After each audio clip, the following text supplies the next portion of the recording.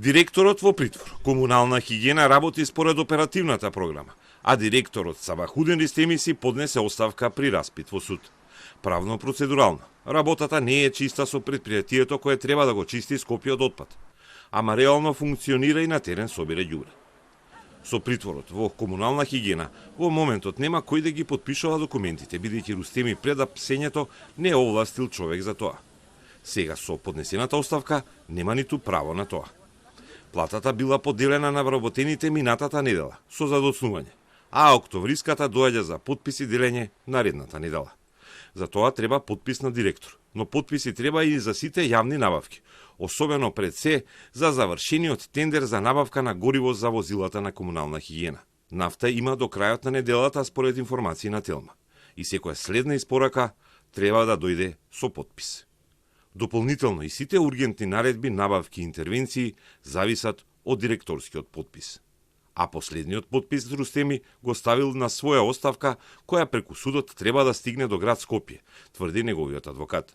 Веќе поранешниот директор си поднел оставка и ја депонирал лично на записник пред судија на претходна постапка, но во текот на денешниот ден, секако во координација со нас како бранители, истиот и написмено ќе ја препрати и депонира преку судот, кој што е официјален за лишувањето и определувањето на мерка притвор, како суд кој што треба таа написмена оставка да ја препрати до градот Скопје. Адвокатот Али Спахиќ толкува дека со поднесената оставка веќе ги нема опасностите поради кои му беше определен притвор на Рустеми. Кога не е директор, притворениот ниту може да го повтори делото, ниту да влијае врз сведоци, а обвинителството не посочило дека постои опасност од бегство, вели адвокатот Асмир Али Спахиќ, кој најавува жалба на одлуката за притвор.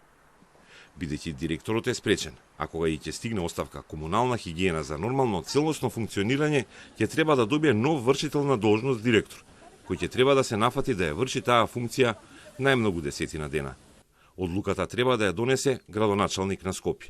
Актуелната и во заминување градоначалничка Данила Арсовска преку Фејсбук пак тврди дека тоа е во надлежност на управниот одбор и цитира законска одредба за назначување ВД директор.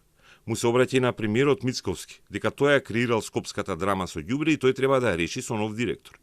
Арсовска ги повикува истражните органи да отворат истраги против директори на комуналните предпријатија во Тетово, Газибаба и Куманово за повеќе еколошки инциденти со отпад. Но Арсовска во недела навечер ќе добие избран наследник, кој ќе има право да постави нов директор на комунална хигиена, со главна задача да го врати предпријатието во нормална функција.